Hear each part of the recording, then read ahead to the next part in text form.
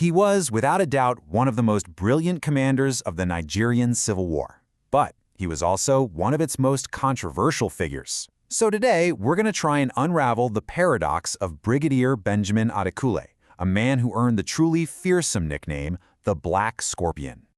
You know, to really get a handle on the controversy surrounding him, you have to start with his own words. Just listen to this.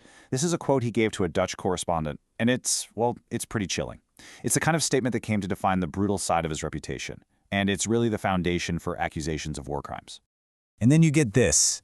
His chief adversary, the Biafran leader Odumegu Ojukwu, had this to say about him.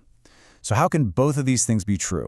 I mean, really, how can a man be praised so highly by his number one enemy, while at the same time being accused of just incredible brutality? That right there, that's the paradox we're digging into.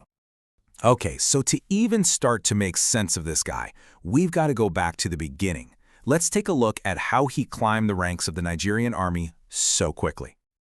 Right from the get-go, Adekunle's career was on an absolute fast track. He enlists in '58, and before you know it, he's off to England for training at the super prestigious Royal Military Academy Sandhurst. I mean, this is the big leagues.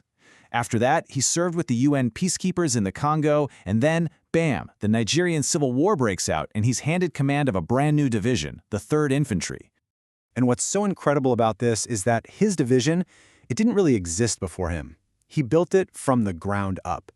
This is where you really see his signature traits shine, that intense personal drive, and just a single-minded focus. He pulled together this motley crew of tradesmen, students, even ex-prisoners, and forged them into what would become his legendary Third Marine Commando. And boy, was this division effective. I mean, devastatingly so. Adekunle proved time and again that he was this incredibly imaginative and bold commander. His amphibious assault on Bonny, it was called brilliantly planned and executed. And get this, it was the first of its kind ever attempted by African troops. By the time he captured Port Harcourt, he had effectively choked off Biafra from the sea. This was a massive turning point in the war. But all that military genius, it came with a really dark side. A reputation for tyranny and, frankly, cruelty followed his every victory. And this is where we start to see that central contradiction of his legacy really take shape. Now you have to understand, divisional commanders during this war had almost absolute power. And Adekunle was no exception. People said his leadership style was, tyrannical. On one hand, he'd personally handle getting weapons for his men and was fiercely committed to their well-being. But on the other hand, alongside all that respect he commanded, he inspired incredible fear. And this brings us right back to that infamous interview we mentioned earlier. In its full context, he told the reporter, and I'm quoting here, "I don't want to see no Red Cross. I want to prevent even one Ibora from having one piece to eat before their capitulation." I mean, just let that sink in. Those words, right there, became the bedrock for the accusations of genocide against him. Okay, so this is where the paradox just smacks you in the face. On one side, you have that horrific, genocidal language and him blocking humanitarian aid. But then, there's all this well-documented evidence of his humanity. We're talking about him reopening schools and hospitals in areas he conquered.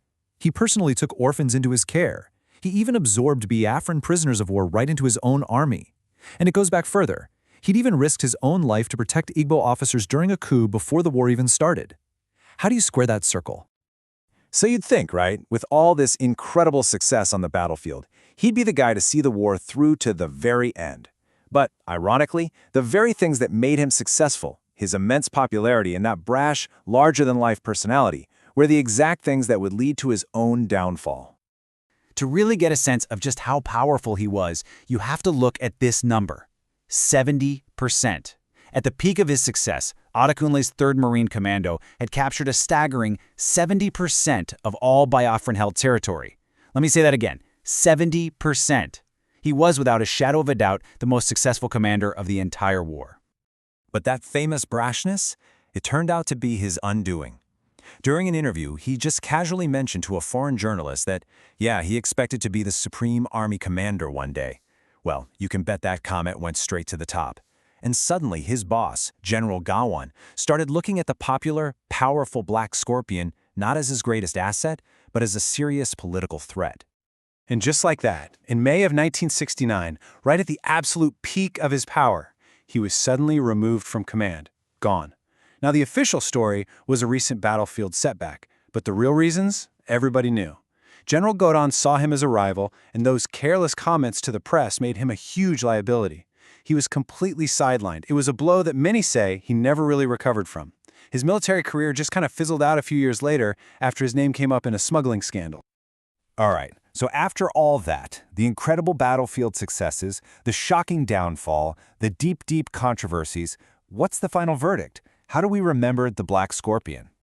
Well, it probably won't surprise you to hear that there is absolutely no consensus.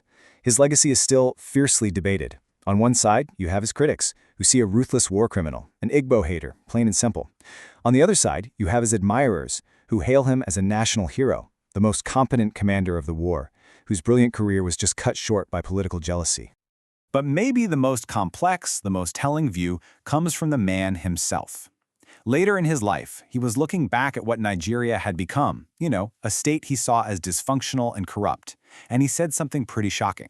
He said he felt ashamed to have killed people to keep a country united that he felt had been totally squandered by its leaders. What a twist. So that brings us right back to where we started, doesn't it? A tactical genius who was praised by his enemies, a charismatic leader accused of horrific atrocities, a national hero who died full of regret. In the end, the question isn't just was he a war hero or a war criminal? Maybe the real question we should be asking is this. In the brutal, terrible logic of a civil war, is it even possible to be a brilliant soldier without also becoming a monster? The answer, it seems, is just as elusive as the Black Scorpion himself.